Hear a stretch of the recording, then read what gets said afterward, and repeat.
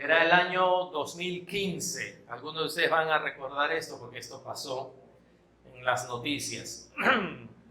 Verano del 2015. Estaba un joven en Asia, no Asia del continente, sino en la playa, en la discoteca. ¿Qué hace un joven en la discoteca en verano? ¿Estaba qué? No, pasándola bien con sus amigos, bailando, bebiendo, ¿no? Y en la madrugada entonces decide salir y en el estado que está, agarra su camioneta y en el estacionamiento, saliendo rápido, atropella a un chico. Atropella a un chico y lo tumba, lo lanza un poco más allá y lo deja mal. El chico se quedó tirado. Él en su desesperación y en el estado que estaba, no trató de irse nomás, de darse a la fuga, de salir, pero ya habían avisado y habían cerrado las puertas del estacionamiento. Entonces se le ve a él que él sale con su auto, se mete, se da una vuelta y al regresar pasa por el mismo lugar y lo vuelve a atropellar al que había tumbado en el piso porque todavía estaba en el piso. Pero esta vez lo arrastró como 10 metros, se quedó en su carro y lo arrastró como 10 metros. Y ahí sí ya la policía vino, se lo llevaron a la comisaría, pero de ahí él salió de la comisaría, se fue a la clínica, al final no le hicieron ni el dosaje etílico, él no quiso, ni tampoco permitió tomar sus huellas en la declaración. Este chico que atropelló estuvo en coma como 3, 4 días y despertó y luego empezó a recuperarse poco a poco.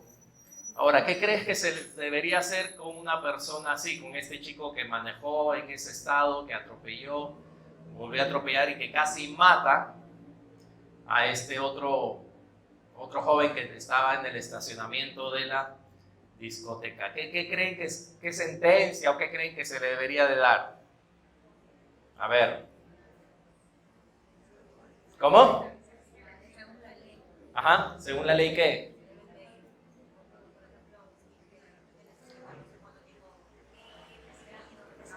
Cárcel.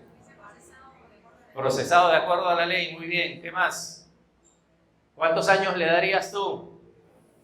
Mire, lo dejó en coma 3 días, lo volvió a atropellar, estaba en estado, bueno, no hubo dosaje etílico, ¿no? Pero la gente que estuvo, los testigos, hubieron muchos testigos, dijeron que él estaba tomado, olía alcohol, estaba borracho. ¿Cuántos años crees que se le debería de dar? ¿O debería de ir a la cárcel? Sí, ¿verdad? Debería de ir a la cárcel. ¿Cuántos años? Acá hay unos abogados que están ahí litigando. Marjorie no está, ¿no? Frank también es abogado. ¿Cuántos años le darías tú? ¿Cuántos? ¿8?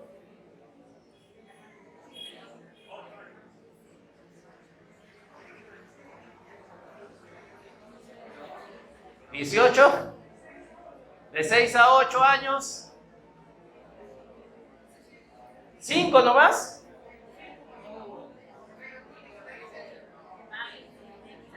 ¿Ah? ¿Solo indemnización? Claro, no hubo homicidio, hubo lesiones graves, ¿no?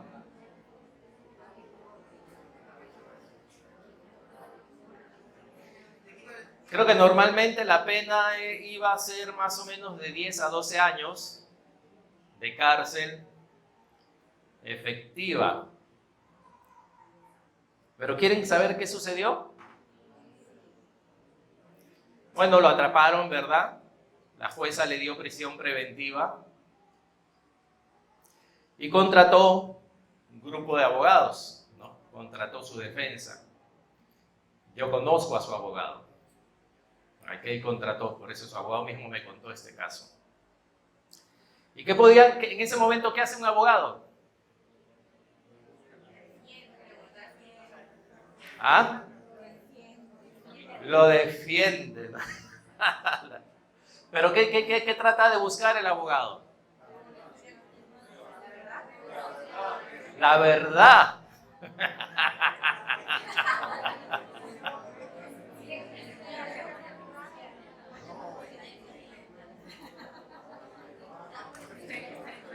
Ok, vamos a decir, el inculpado se le llama, ¿no? Le cuenta a su abogado, ¿no? Él sí le va a contar a su abogado su verdad, si había tomado, si no había tomado, le va a contar.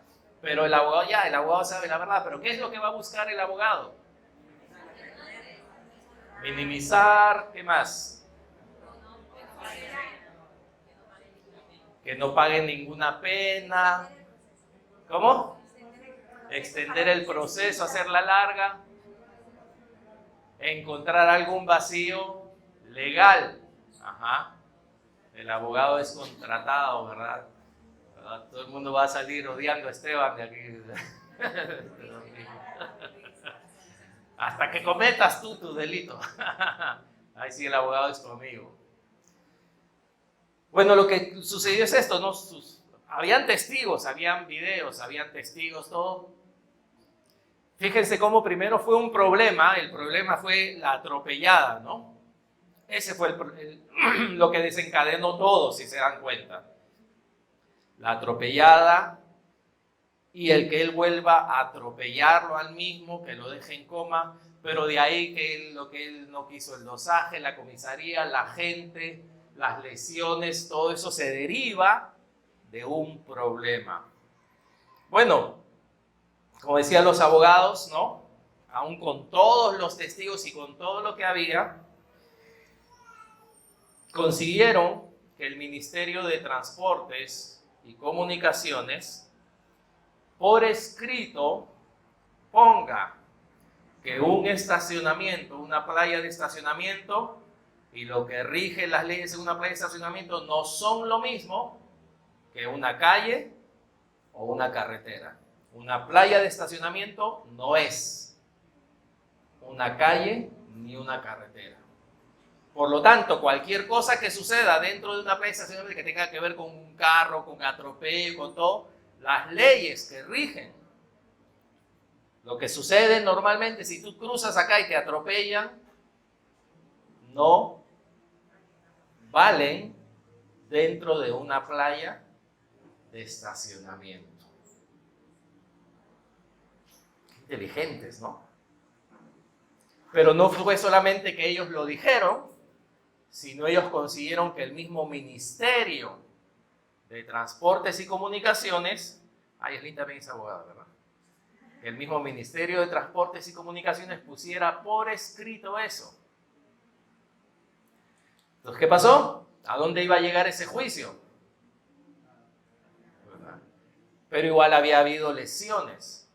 Así que lo que quedaron entre los abogados es, ¿verdad?, cubrir todos los gastos del herido y aparte una compensación extra, ¿verdad?, por todo lo que, las incomodidades, falta de trabajo, etc. Y se quedó en eso. Entonces el que estaba en prisión preventiva tuvo que estar en una cárcel, pero ya no tuvo que estar 10, 12 años, sino le redujeron la condena, ¿no?, a lo mínimo, y salió libre. ¿Eso es justo o injusto? A ver, ¿es qué? Injusto.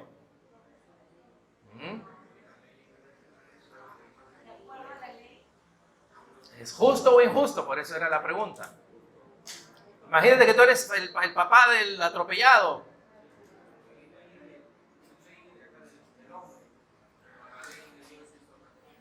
Ajá. ¿Es justo o injusto? Ahora, ¿quieres saber cómo se llama ese que atropelló? Ese joven que atropelló en el estado que estaba. ¿Sabes cómo se llama? Tiene nombre, ese individuo tiene nombre. Y se llama como tú. Se llama Luis. Se llama Esteban. Se llama Gustavo. Se llama Edgar. se llama Magali, se llama Jenny. ¿Por qué? Porque tú y yo vivimos también en una libertad que se nos ha dado siendo aún o a pesar de aún haber sido culpables. Dios nos ha dado su favor que nunca podríamos haber hecho lo suficiente para ganarlo. Nos da una conciencia limpia como si nunca hubiéramos pecado. Nos ama como a Jesús, como si nunca le hubiéramos ofendido. Su palabra dice que siendo aún pecadores, Cristo murió por nosotros. Todos nosotros aquí, ninguno recibió justicia. Nosotros recibimos misericordia. ¿Éramos culpables? 100%. ¿Había testigos de que éramos culpables? 100%. Nuestra familia era testigo, nuestros amigos eran testigos. Todos los que nos conocían eran testigos de que nosotros éramos pecadores. Habían videos, fotos. Nosotros también, quizá en una fiesta, en una discoteca, nosotros también quizá haciendo algo que no debíamos hacer. Nosotros también quizá tomando algo que no era nuestro. Nosotros también murmurando, chismeando de otras personas. 100% probado de que éramos culpables. Pero aún así recibimos el amor de Dios. Aún así Cristo dio su vida por cada uno de nosotros. Y si se dan cuenta, eso es ser cristiano. El cristianismo es vivir nuestra vida en esta tierra bajo los beneficios de la vida y la muerte de Jesucristo. Eso es ser cristiano. Tú no puedes lograr nada. Tú no puedes alcanzar nada por ti mismo. ¿Qué tienes que hacer tú? Recibir todo lo que Dios tiene para ti. Recibir todo lo que Jesús ha dicho que Él ha logrado por ti. No lo tienes que ganar porque no puedes ganarlo. Es demasiado perfecto. La justicia de Dios es demasiado alta para que tú creas que algún día, si me porto bien, si hago las cosas, yo soy bueno. Por eso es que Dios dijo, no hay ninguno bueno, no hay nadie bueno. Porque Dios, como cantábamos, es tan santo, es tan perfecto, que no hay forma, no había forma en que ningún ser humano pueda restaurarse, tratar de arreglar su situación. Todos estábamos, dice la palabra, la ley fue dada para que descubramos que todos nosotros estábamos bajo condenación. No hay justo ni aún uno. ¿Y qué merecíamos? La paga del pecado es la muerte. Eso es lo único que tú merecías. La muerte, que ahorita tú estés perdido, que ahorita que tú estés deprimido, que ahorita tú estés atormentado, que ahorita tú estés endemoniado, que ahorita tú estés en la peor situación, confundido. Eso era lo que tú y yo merecíamos. Pero alguien no nos dio justicia, sino nos ofreció misericordia y gracia.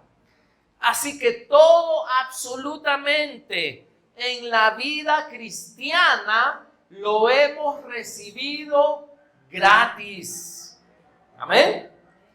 Gratis, gratis. Gratis no quiere decir que no tiene valor. Le costó. Costó que Jesucristo viniera. Costó, como decía Pedro, ustedes no han sido rescatados con oro ni con plata, dijo él, sino con la sangre preciosa de Jesucristo. La sangre preciosa fue el precio que Dios pagó para rescatarnos, y ese es el regalo de Dios para nosotros. Por la fe recibimos todo lo que Dios tiene para nosotros. ¿Qué es la religión? La religión es tu intento de conseguir. La religión es tus fuerzas para que Dios se mueva a tu favor. La religión es ciertas acciones que tú haces para ver, Dios, bendíceme o agrádate de mi vida. Y Dios le dijo a través del profeta Isaías que tus esfuerzos para Él son como un trapo inmundo. Apesta, dijo Dios. El intento del hombre por salvarse a sí mismo es imposible. Es imposible. Somos culpables. La ley nos hizo culpables. Pero ahora, como hijos de Dios, por fe recibimos todo. No merezco nada.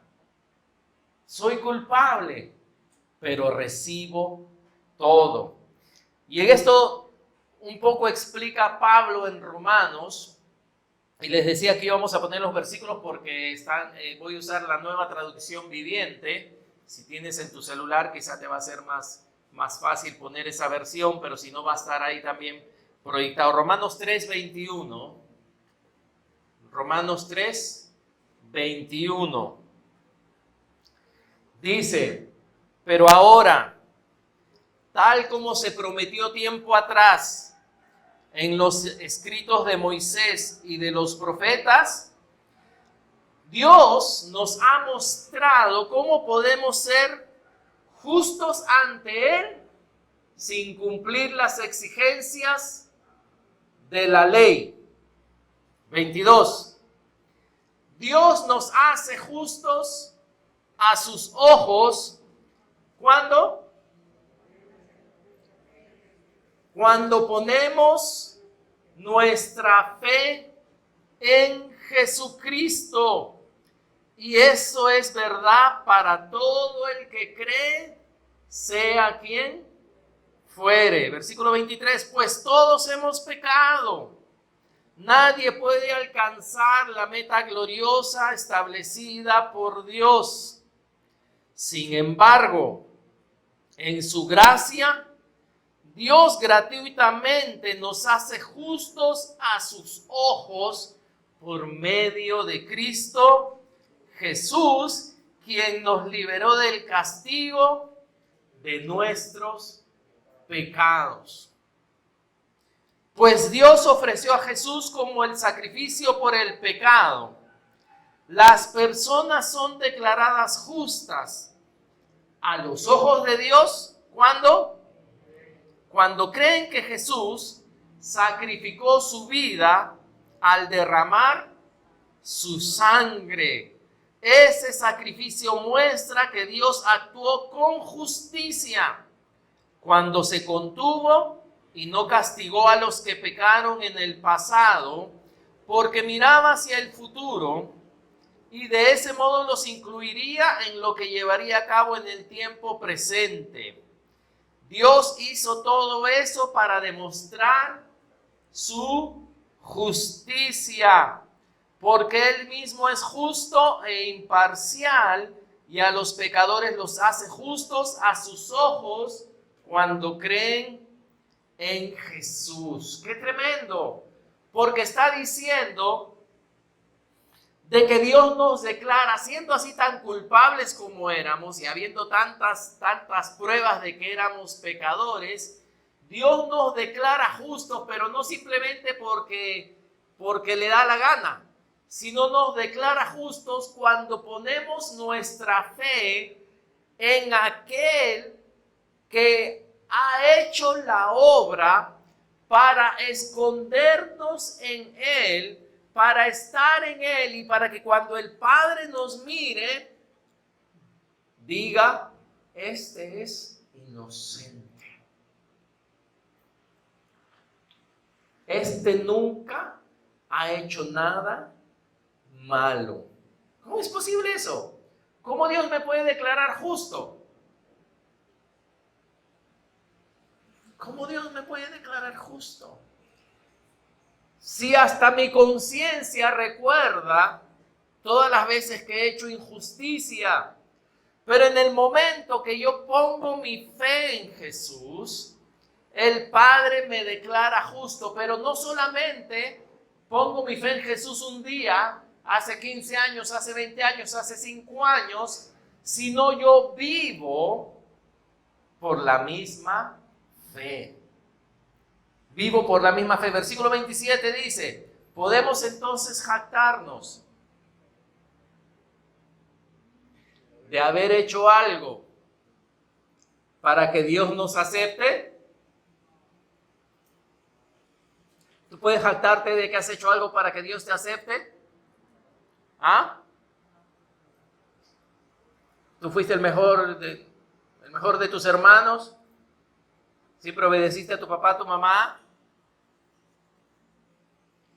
¿Eres muy bueno? ¿Puedes jactarte de algo? ¿Eres muy buena? ¿Podemos jactarnos de algo?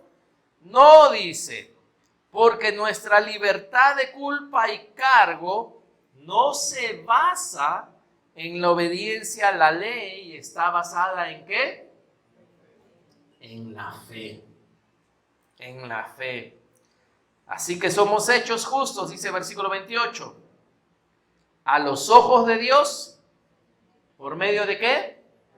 De la fe, y no por obedecer a la ley.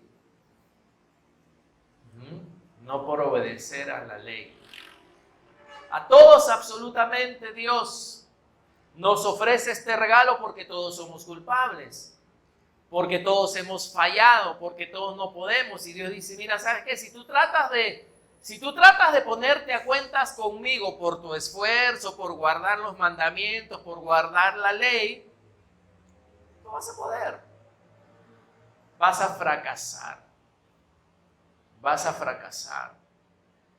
Hay una forma que Dios creó por medio del sacrificio de su Hijo, que pagó la pena por nosotros, y por medio de la fe en Él somos hechos, ¿qué dice? Justos a los ojos de Dios. Y volviendo a la historia que les conté al principio, Mateo se llamaba el chico, Mateo Silva. ¿Qué fue lo que lo libró de muchos años más de cárcel? Que como decían, se encontró ¿qué? Una ley, una palabra, un decreto, ¿no? Un decreto que le favorecía. Y de eso se encargaron los abogados, de encontrar un decreto que, siendo aún culpable, que mereciendo a los ojos de la sociedad y a los ojos de todos, que pase ¿cuántos años? Más de 10 mínimo, ¿no? Por todo el daño. ¿Y lo merecía seguramente? Sí, lo merecía. ¿Y cuál era el sentimiento del pueblo cuando entrevistaban a la gente? Merece. Merece. ¿Cuál es nuestro sentimiento? Merece. Pero se encontró un decreto, o se consiguió un decreto, que a pesar de ser culpable, obraba a su favor. ¿Qué quiere decir? Que los decretos, o la ley, si puedo también usar esa frase, o la palabra, está sobre nuestros sentimientos. ¿Amén? Los decretos están sobre nuestros sentimientos. Los decretos están sobre nuestras opiniones. Los decretos están sobre lo que piensa la gente. Los decretos están sobre la lógica. Porque la lógica dice, oye, tú me haces esto, tú mereces esto. Pero se encontró un decreto. Se encontró una entidad que dijera, Las cosas son así. Ah, juega a favor mío. ¿Qué voy a hacer?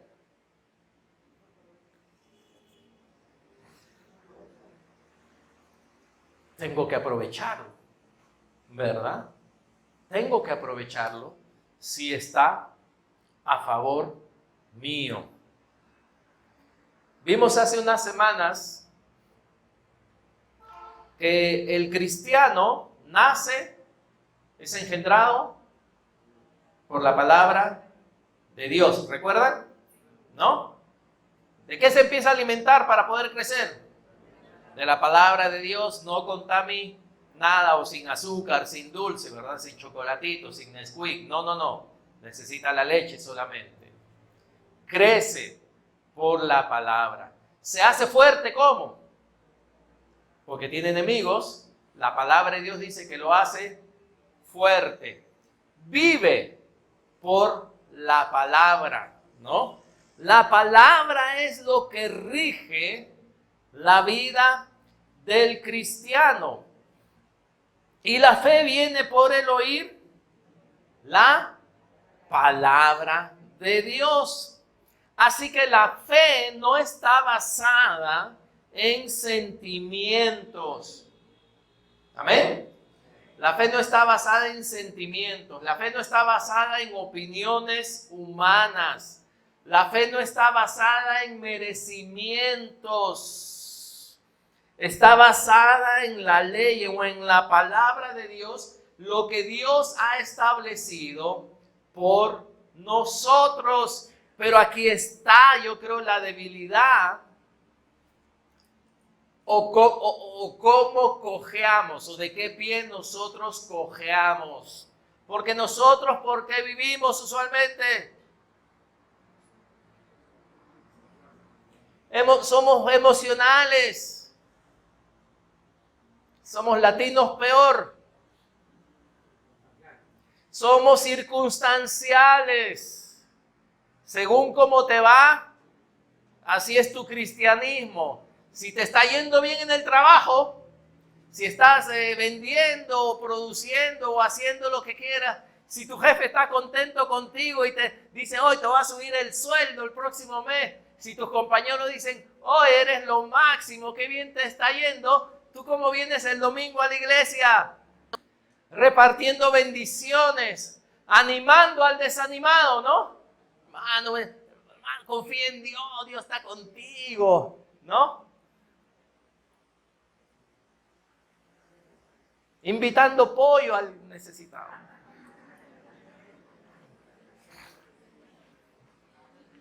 Porque te está yendo bien. Pero termina el mes, vas al otro mes y el jefe los reúne de repente a todos y dice, ¿saben qué? Me voy a otro país. Está de moda, ¿no? Y he decidido cerrar la empresa. Voy a recoger todos los chivilines y me voy. Lo siento, se va a quedar sin trabajo.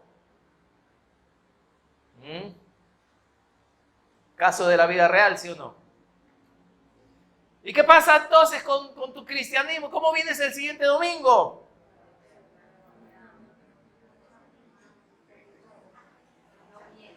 ¿O no vienes? ¿Verdad? No, porque oye, Dios me ha fallado. ¿Ah?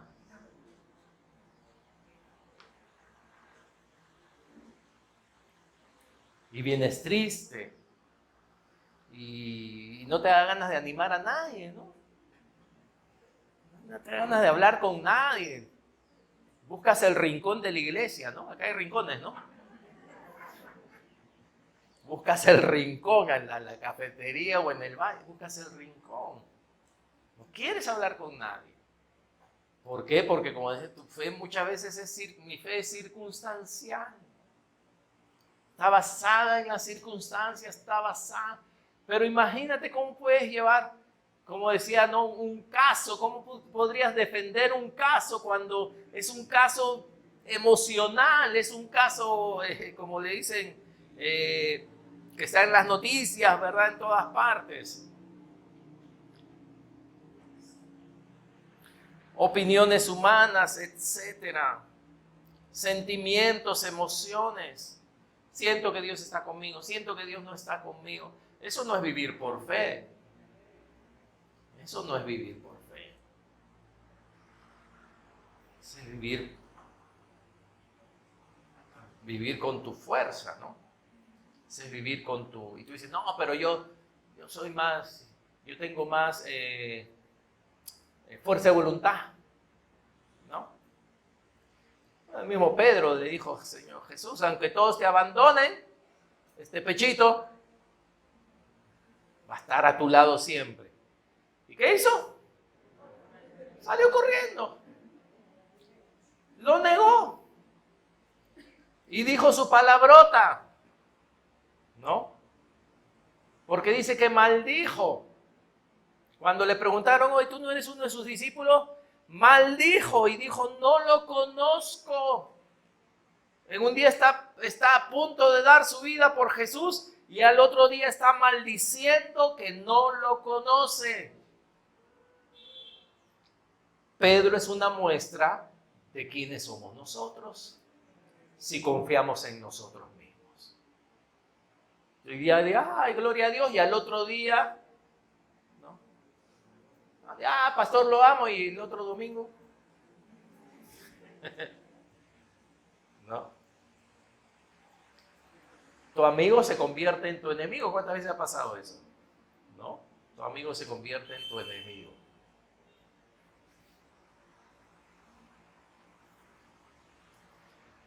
Pero qué importante conocer ¿qué? La ley. Qué importante conocer los decretos, ¿verdad? Porque si los abogados decían, tonto pues, ¿no? ¿Por qué haces eso? Ya cómete todos los años, pues, ¿no? ¿Pero qué hace el abogado? Busca. Decreto. No. Si el abogado busca coimear, ya ese no es un buen abogado, ¿no? Pero busca, ¿no? Una ley, busca algo que juegue a tu favor. Y ya el problema entonces es la ley. Pero la ley de Dios es perfecta, la palabra de Dios es perfecta. Por lo tanto, tengo que aprender a vivir por fe. Pero fe en la palabra de Dios, ¿verdad? Para que cuando venga esa caída, cuando venga esa reunión donde tu jefe te reúne y los despide a todos porque va a cerrar la fábrica, ¿qué deberías de hacer? ¿Qué crees que deberías de hacer? En ese momento, ¿verdad? Ponerte a orar y empezar a recordar que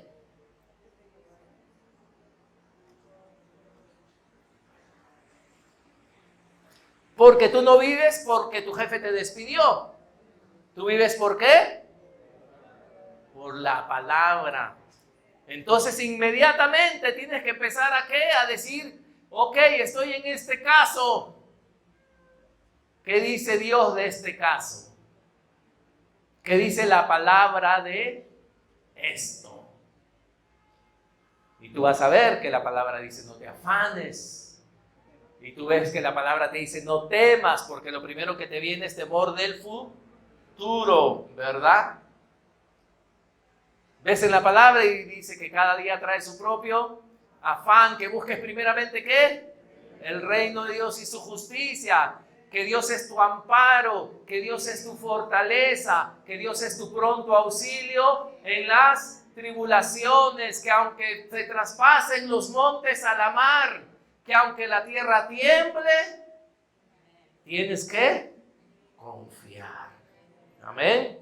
Y de repente empiezas a vivir por fe. Por fe.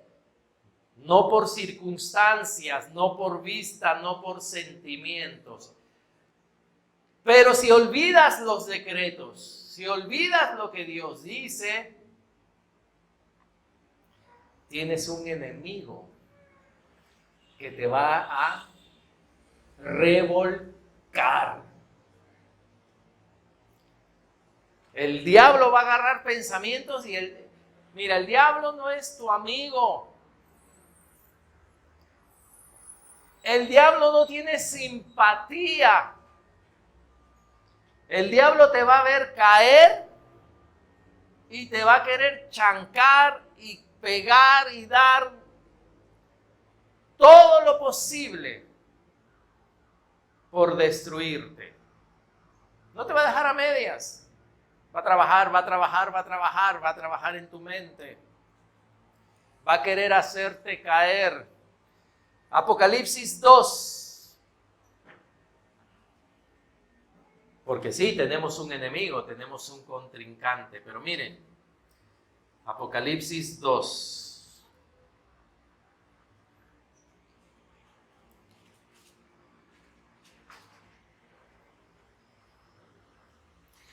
Y fue lanzado fuera el gran dragón, la serpiente antigua, que se llama Diablo y Satanás. ¿Ok?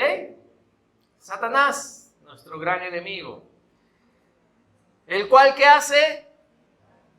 ¿Qué hace? Miren.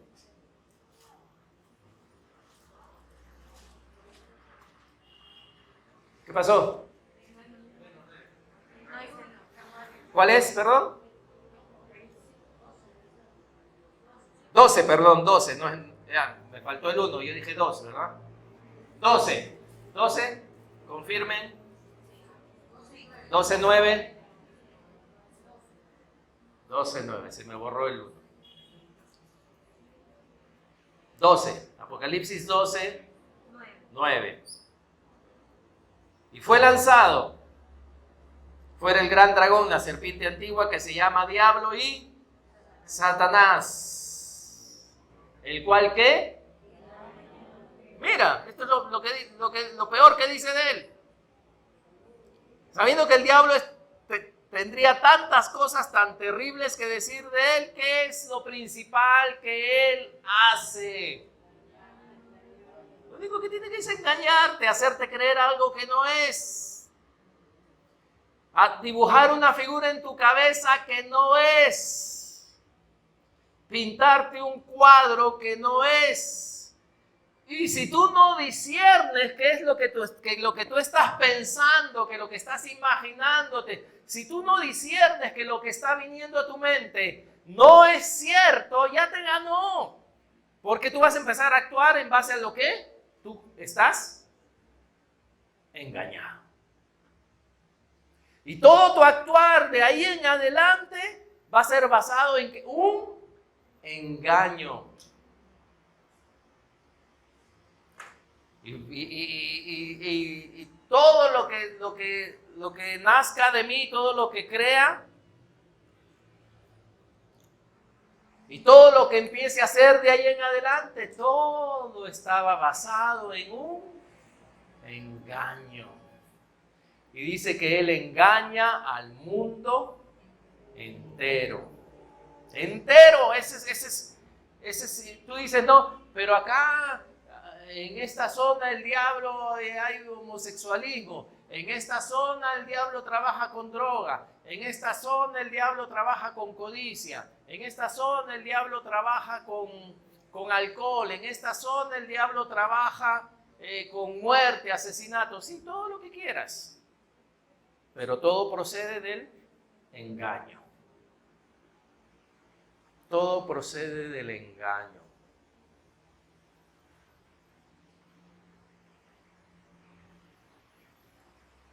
Y Apocalipsis, ¿verdad? Habla del final. Fue atrapado, dice, fue arrojado a la tierra y sus ángeles fueron arrojados con él. Versículo 10.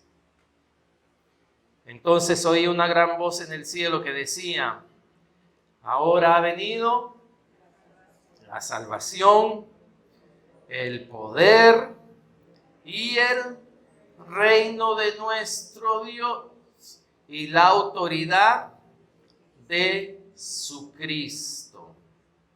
Miren, ¿por qué? Porque ha sido lanzado fuera. ¿Quién es? El acusador de nuestros hermanos, el que los acusaba delante de nuestro Dios, día y noche. Ajá, ajá, ajá.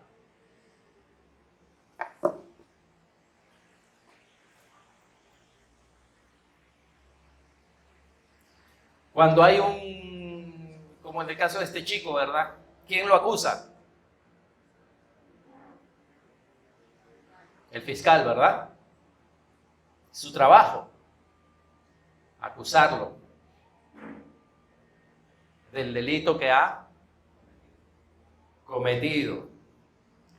El diablo es nuestro acusador, ¿verdad? Ahora ponte a pensar, ¿somos perfectos? ¿No? Estamos todavía aprendiendo, ¿sí o no? Caminando. Todavía cometemos errores. Sin intención, todavía pecamos.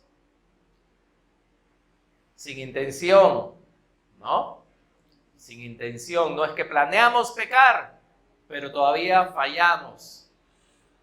¿El acusador tiene con qué acusarnos?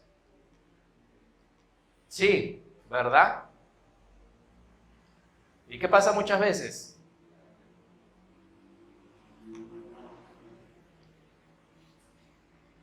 ¿Cómo piensas? ¿Cómo está tu conciencia? ¿Tienes una conciencia limpia?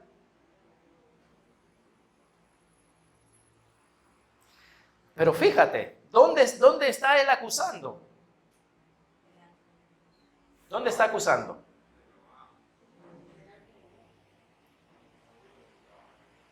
¿Dónde está acusando? ¿Te está acusando a ti? Ahí en el trabajo te está acusando donde tú... No, ¿dónde está acusando?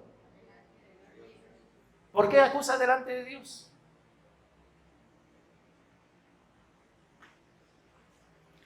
Porque es un trono. Porque Dios es el juez. Dios es quien determina. ¿Y él dónde te acusa? Él no te acusa a ti. Él te acusa delante de Dios.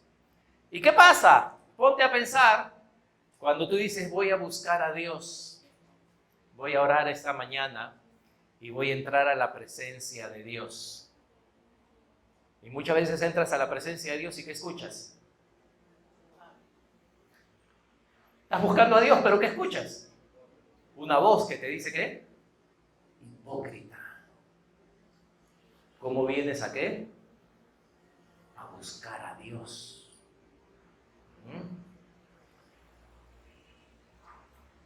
O te dice cualquier cosa, ¿no?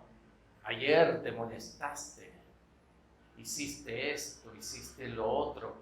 Y tú dices, pero he venido a orar, no he venido a escuchar acusaciones, he venido a presentarme delante de ¿quién? De Dios. Y lo primero que escuchas al presentarte delante de Dios es ¿a quién? Porque Él está ¿dónde? Pero entonces, ¿qué haces en ese momento? ¿Qué haces en ese momento cuando te acusan? ¿Llamas a quién? A mi boga. ¿No? Porque tú no puedes defenderte a ti mismo. Llamas a tu defensor. Para que el defensor te... Tienes que entender que el diablo, Jesús dijo del diablo, él siempre miente. Su lenguaje no es castellano, no es que él habla castellano, inglés, él habla mentira, dice, de suyo habla. Y cuando el diablo te puede mencionar algo de verdad, es con un fin malo. Como cuando le dijo a Jesús, ¿verdad? Tírate porque la palabra dice, y le recitó la palabra, ¿no? A sus ángeles enviará, te van a recoger. Pero a pesar de que estaba hablando verdad, entre comillas, una verdad, lo estaba haciendo con un fin malo, que Jesús dejara de depender del Padre. Así que su verdad siempre va a estar contaminada. ¿Cómo respondes a tu acusador entonces? ¿Qué haces? Primera de Juan 2, versículo 1, dice: hijitos míos, estas cosas os escribo ¿para qué? ¿Para qué? Para que no pequéis. Dios no quiere que estés pecando. Y si alguno, no, ese sí es, si sucede, si alguno hubiera pecado, ¿qué dice? Ajá, ¿ven? Abogado tenemos. No trates de defenderte solo. Abogado tenemos. ¿Para quién? Para con el Padre, a Jesucristo el justo. ¿Por qué necesitarías un abogado? ¿Quién necesita un abogado? Alguien que está siendo acusado de algo. ¿Y quién conoce la verdad? ¿Quién es la verdad? Jesucristo dijo: yo soy el camino, soy la verdad. Él es la verdad. Jesucristo es la verdad. Jesucristo es la palabra. Versículo 2 dice: y Él, Jesucristo, es la propiciación, es el pago por nuestros pecados. Y no solamente por los nuestros, sino también por los del todo el mundo. Amén. Jesucristo es mi defensor. Jesucristo es mi abogado. Jesucristo es la propiciación, que si yo he pecado, en vez de yo tratar de repararme a mí mismo y prometer y decir: yo voy a cambiar. No. Un momento, alto. Jesucristo, tú eres mi abogado. Tú eres quien me limpia. Tú eres quien me perdona y tú eres quien me absuelve, es la propiciación por mis pecados. Jesucristo, como buen abogado, te va a decir: tranquilo, tranquilo, porque la palabra dice esto. No tienes que vivir en condenación. No tienes que vivir en temor. No tienes que vivir, ¿verdad?, en incertidumbre. La palabra dice esto. ¿Saben cuál es el problema? El problema es que muchas veces nos confesamos con el diablo. Escuchen, Te confiesas, en vez de confesarte con Jesús, te confiesas con el diablo. Entonces pasa algo, fallas, haces algo malo, ¿no? Y tú dices: ay, Dios mío, soy un idiota. Y escuchas una voz que te dice: sí, eres un idiota, pues. Y otra vez fallé, y escuchas una voz que te dice: sí, pues, ¿no habías prometido no hacerlo? Otra vez fallaste. Y si se dan cuenta, en vez de estar hablando con Jesús, ¿estamos hablando con quién? Con el fiscal, con el que te acusa. Y yo no sé si tú te has dado cuenta, pero no todos necesariamente, así como no todos los abogados son buenos y honrados, no todos los fiscales son buenos. ¿Y qué va a tratar de hacer un fiscal malo con un acusado? ¿Qué va a tratar de hacer? Que de su propia boca, ¿qué? ¿No? No, pero no solamente confiese. Si es malo, no solamente va a tratar de que confiese, sino va a tratar de ¿qué? De que se embarre lo más que pueda. Esteban, cuando estaba en casa, a veces veíamos videos de cuando los policías trabajan con los implicados en algún crimen y son tan inteligentes que lo que tratan de sacar, ¿qué es? Una confesión. Antes ni siquiera de que vayan al juicio, Porque si sacan una confesión, eso lo escriben y eso lo usan en el juicio. Él ya dijo, él confesó. Dijo esto, dijo lo otro. No, el abogado te dice, no, pero fue coaccionado. No, hay video que él confesó. Pero ¿saben qué ha sucedido muchas veces? Que estos policías son tan inteligentes que hasta con presión los hacen confesar cosas que no han hecho. Decretarse culpables por cosas que ni ellos mismos han hecho, porque están bajo tanta presión y empiezan a jugar con tu psicología, con tus sentimientos, todo. Ah, pero tú seguro lo odiabas, ¿no? ¿Alguna vez no estuviste molesto con él? Sí, estuve molesto con él. De repente no te diste cuenta y eso se estuvo guardando en tu corazón y hiciste esto. Y han habido casos donde gente inocente, por la presión, se dice que son, ¿qué? Culpables. ¿Qué va a tratar de hacer el diablo contigo si tú te confiesas con él? Vino un problema, no, el problema era simplemente pero ¿qué va a decir el diablo? Oye, sí, no solamente eres culpable de eso. Y además, ¿no te has dado cuenta que todo el mundo te odia?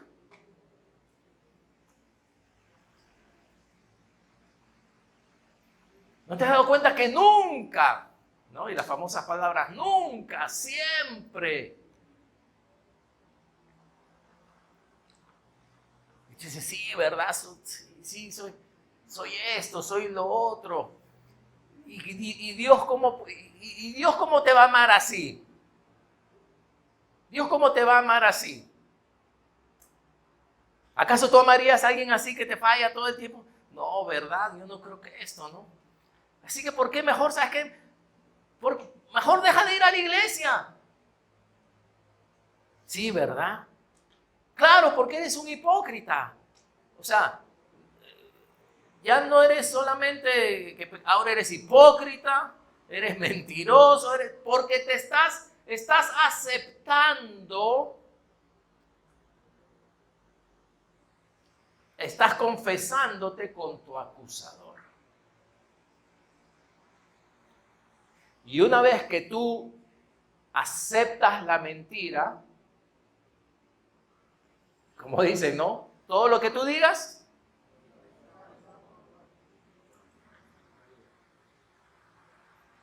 tu conciencia es usado en tu contra. Entonces empezaste con un problema y terminas, ¿qué? En una tormenta, ¿no? Porque hablaste con el acusador. Si eres hijo de Dios, le dijo a Jesús. Si eres hijo de Dios. ¿Qué Jesús tenía que probar si era hijo de Dios o no? Probarle a él. No hay que probarle nada. Pero si eres hijo de Dios, haz esto. Haz lo otro. Si te confiesas con Jesús, Él sabe cómo defenderte en base a su palabra.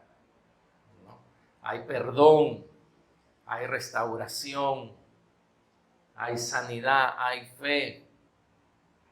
Él está a mi favor, dice la palabra. Jesús intercede. Está a la diestra del Padre, ¿qué dice? Pidiendo, intercediendo por ti. El diablo está en la presencia de Dios acusándote. Es un trono, es un juzgado. ¿Y el único juez quién es? Dios, el juez justo, el juez de toda la tierra. Así que ¿con quién me tengo que poner de acuerdo? Con mi abogado. A veces los clientes no se ponen de acuerdo con sus abogados. No les gusta. Y dice, voy a cambiar de abogado.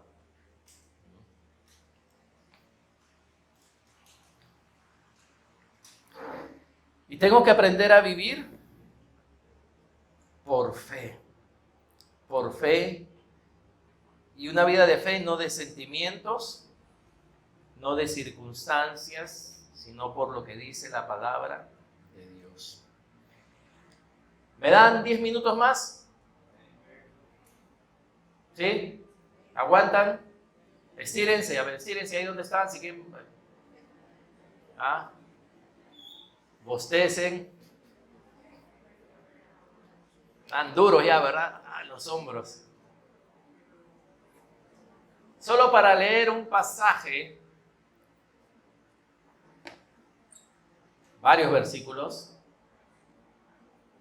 Romanos igual, que ilustran esto de una forma maravillosa. Amén, maravillosa. Romanos 4, otra vez creo que nueva traducción viviente. Romanos 4:13. Nos está dando el ejemplo de Abraham. ¿Ok? El ejemplo de Abraham. Romanos 4:13.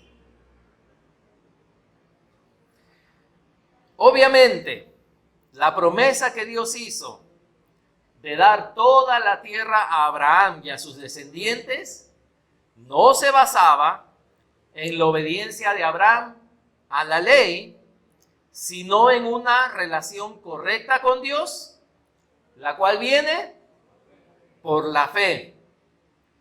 Si la promesa de Dios es solo para los que obedecen la ley, entonces la fe no hace falta y la promesa no tiene sentido. Claro, porque se lo ganaron, ¿verdad? Por obedecer a la ley, pero nadie podía. Pues la ley siempre trae castigo para los que tratan de obedecerla. La única forma de no violar la ley es no tener ninguna ley para violar. Así que la promesa se recibe por medio de la fe. Es un regalo inmerecido. Y vivamos o no de acuerdo con la ley de Moisés, todos estamos seguros de recibir esta promesa si tenemos una fe como la de Abraham, quien es el padre de todos los que creen. Amén. Abraham aprendió a vivir por fe. Versículo 17.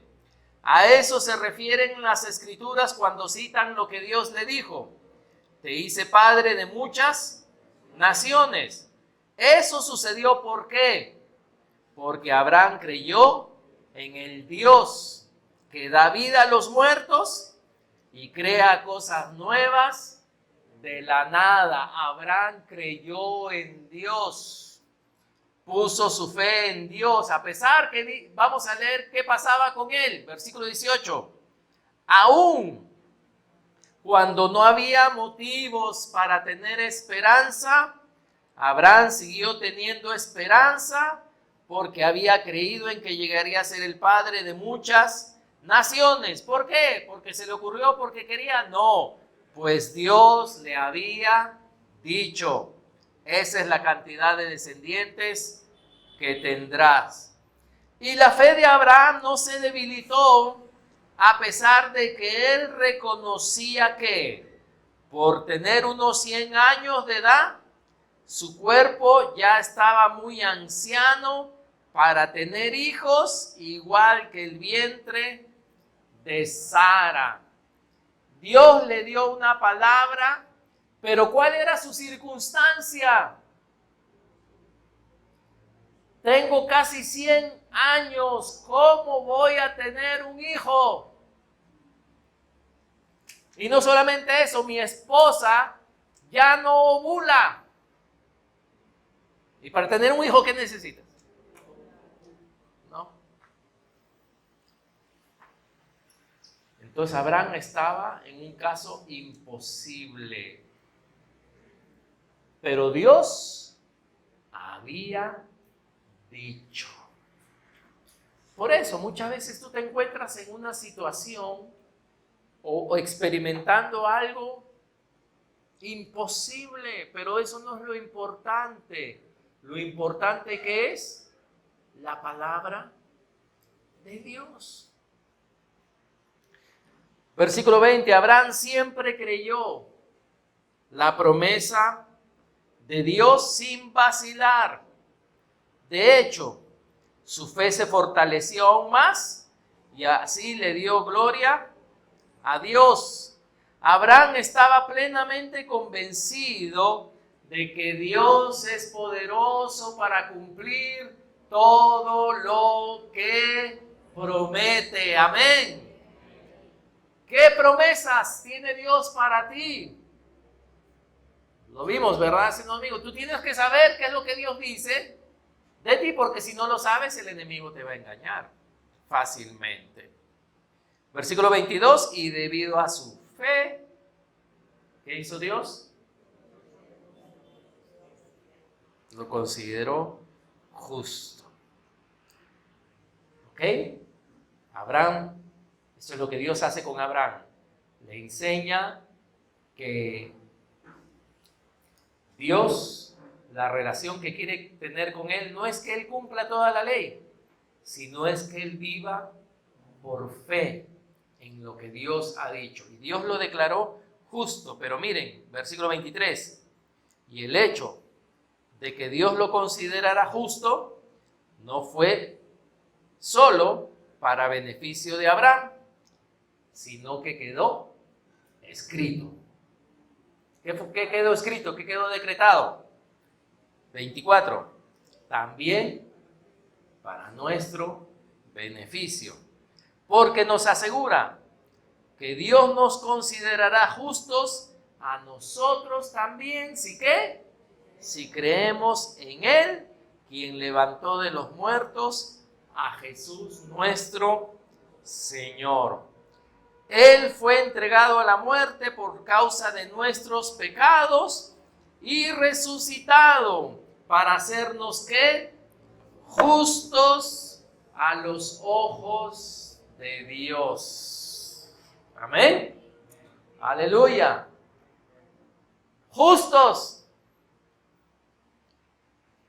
¿Por qué el perro ladra?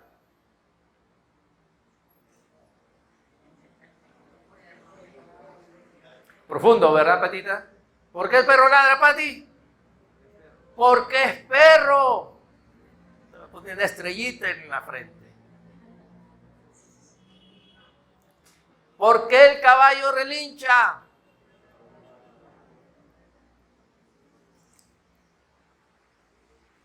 ¿Por qué el cerdo lo lavas y se vuelve a embarrar? Porque es un cochino, exacto. Porque es su naturaleza. ¿Qué es lo primero? ¿La conducta o la naturaleza? ¿Verdad? Pues como dicen, ¿no? Hacia la mona la vistas de seda. No. ¿Qué quiere decir? Que tú puedes adornar algo que no es su naturaleza y al final va a ser lo que es su naturaleza.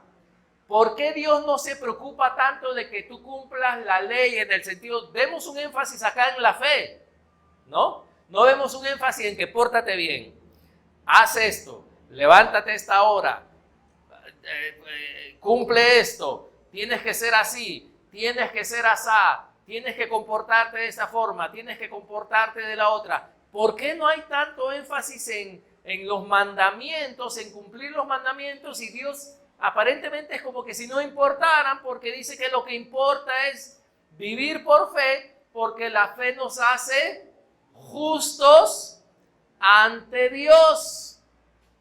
¿Por qué parece que la conducta no fuera muy importante? Porque en la religión la conducta es muy importante. Pero para Dios la conducta no es muy importante.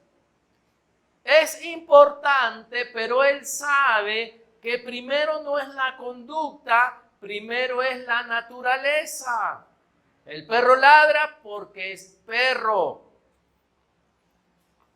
¿Cómo se llama? El perro, ¿no? Dicen, el perro es infiel porque tiene más de una pareja. A diferencia de los pingüinos y otros animales. ¿Por qué el perro tiene más de una pareja? Porque es perro. Hay perros que tratan de montar, machos que tratan de montar a otros machos. eso es una señal de que el homosexualismo está en la naturaleza. ¿Por qué el perro macho trata de montar a otro perro macho? Porque es un animal, porque es perro. Es su naturaleza. El perro a veces se come a sus cachorros. ¿No? Eso sí no lo usan, ¿no? Porque no van a llevar a la mamá, su bebé al hospital y se lo va a empezar a comer. ¿Por qué el perro hace eso? Porque es perro, porque es león, ¿verdad? Si tiene hambre, te va a comer. Porque es su naturaleza. Y Dios dice que por la fe Él te hace ¿qué? Justo ante Él. Porque ¿qué va a hacer el justo? ¿El justo va a robar? ¿El justo va a ser infiel? ¿El justo va a estafar? No. Porque es su naturaleza. Él ha descubierto que es justo ante Dios. Es justo ante Dios. Entonces no quiere decir que para Dios la conducta no es importante, ¿verdad? Porque muchas veces decimos, la gracia de Dios. Como Dios me ama, como Dios me perdona todos mis pecados, puedo hacer lo que quiera. ¡Guau! ¿No? Y puedo hacer lo que quiera porque al final en la noche vengo y le pido perdón a Dios y Dios me perdona. Como si la conducta no fuera importante. O sea, imagínense, ¿no? Imagínense que ese muchacho que fue librado, él dice, wow, me libré de 10, 12 años de cárcel. Adivinen qué voy a hacer el próximo fin de semana. ¿No? Ahí está saliendo otro de la discoteca. ¡Wow! ¡Pum! Lo atropello otra vez. Tú dirías, este compadre no ha entendido la gracia que ha recibido. No, no ha entendido. Porque fue librado una vez, él piensa que ¿qué? Pero él no sabía que en esa semana cambiaron la ley. Y que ahora está pena de muerte, ¿no? O sea, a eso me refiero, que no tendría lógica volver a hacer lo mismo si he recibido gracia. Y por eso Pablo, cuando habla de la gracia también y de todo eso que recibimos de Dios, dice, perseveraremos en el pecado para recibir más gracia de ninguna manera. Porque hemos muerto, dice. ¿No? Entonces, ¿la conducta es importante para Dios? Sí, pero no es lo principal. Lo principal es tu naturaleza. Lo principal es tu nueva naturaleza. Lo principal es que tú te veas en el espejo, veas lo que Cristo ha hecho por ti y no lo que el diablo te dice que eres, sino lo que Dios dice que eres. Amén. Tú eres perdonado, eres una nueva criatura, eres justo por la fe, no por lo que has hecho, eres justo por la fe. Eres amado por el Padre, eres acepto, ¿no? Por ti mismo no puedes, necesitas al Espíritu Santo que te fortalezca cada instante, que se fortalezca por una hora. Si Él te fortalece por una hora, Él te puede fortalecer por 2. Si Él te puede fortalecer por 2, Él ha prometido fortalecerte por 10. Por un día. Cada día trae su propio afán. Las misericordias de Dios son nuevas cada mañana. La forma de que Dios nos hace justos es por medio de nuestra fe activa, diaria, en Jesucristo. Amén. Y en lo que Él ha hecho por nosotros. Todo, hermanos, todo lo que esta palabra nos dice, y como dice su misma palabra, ¿no, verdad? Cuando hay falta de conocimiento, cuando hay ignorancia, el engaño entra fácil. ¿verdad? Y dice que el pueblo de Dios perece, ¿no? Porque esta es nuestra constitución, si puedo usar ese término, esta es nuestra ley, esto es lo que me defiende, ¿no? Escrito está, dijo Jesús, cuando el enemigo quiso desviarlo de la voluntad del Padre. Él había estudiado durante 30 años, había estudiado este libro y él sabía qué decir, cómo contestar al tentador. Pónganse pie, amados hermanos.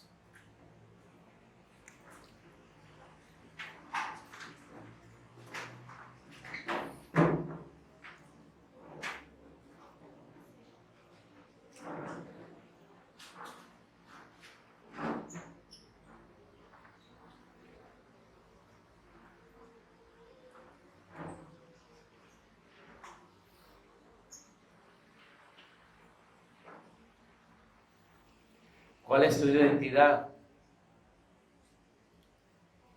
Tu identidad es que eres justo ante Dios, ¿amén? Esa es tu identidad. Que eres justo ante Dios. ¿Por qué eres justo ante Dios? Yo te pregunto, ¿y cómo tú eres justo ante Dios? Y mira, tú eres todavía... ¿Por qué tú dices que eres justo ante Dios? ¿Mm?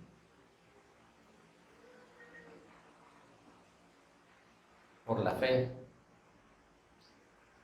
en Jesucristo. Soy justo por lo que Él ha hecho por mí. Soy justo porque Él es la propiciación. Soy justo porque he creído en Él. Soy justo porque he aceptado lo que Él ha hecho. No solamente eso, ¿verdad? Sino reconocí que yo estaba muerto. Me bauticé. Me enterraron ahí. Y estoy ahora en un nuevo camino. Soy una nueva criatura. Y viene el acusador a decirte, oye, pero todavía mira, ¿sabes qué? Yo tengo que quedarme en quién soy en Él. Si peco, ¿qué hago? ¿Dónde voy? Donde Jesucristo. Él es mi abogado. Él está a mi favor. Amén. Él me perdona, me limpia y puedo seguir caminando. Pero camino en la verdad. Tu palabra es verdad. Guárdalos en tu palabra, decía Jesús. Límpialos en tu palabra. La palabra de Dios es todo, hermanos. Sin ella estamos perdidos. Amén. ¿Cuál es tu identidad el día de hoy? Tú dices, pero no me siento justo. Bueno, no tienes que sentirte justo, pero tienes que descubrir qué es lo que dice Dios acerca de ti. Pero soy débil, tengo debilidad. Ok, muy bien. ¿Qué es lo que Dios dice respecto a las debilidades? ¿Qué es lo que Dios dice respecto a ti? Ninguno de nosotros aquí se puede jactar de nada. O sea, fíjate, ni siquiera yo puedo decir, Dios me llamó a ser pastor porque yo tenía, a diferencia tuya, esto que ofrecer a Dios. No, pues entonces me lo merecí, ¿verdad? Dios dice todo lo contrario. Dios dice, voy a escoger más bien a los más brutos, ¿no? Para mostrar mi poder en ellos, para que la gente vea lo que yo puedo hacer y yo sea glorificado. Eso es lo que dice Dios, ¿no? Voy a escoger a lo necio del mundo, lo débil del mundo, todo eso del mundo yo lo voy a escoger. Para que cuando la gente los vea, no digan, wow, ¿qué tal hermanazo es? No, sino para que la gente diga, wow, Dios puede usar a cualquiera. Amén. Al que se dispone, al que le cree, Dios puede usarle. Esos son los siervos. Esos son los ministros. Dios tiene para ti también. Todo lo que Dios tiene para mí, Dios lo tiene para ti también. Todo, absolutamente. Cristo ganó todo por nosotros.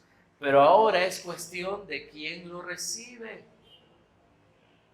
¿Quién lo recibe? Él dijo, todos los sedientos vengan, coman, compren sin dinero, compren, reciban de mí lo que tengo para ustedes. Es gratis, es gratuitamente. Él ya pagó el precio. Todo lo que tú necesitas para tu cristianismo, Jesús ya lo pagó.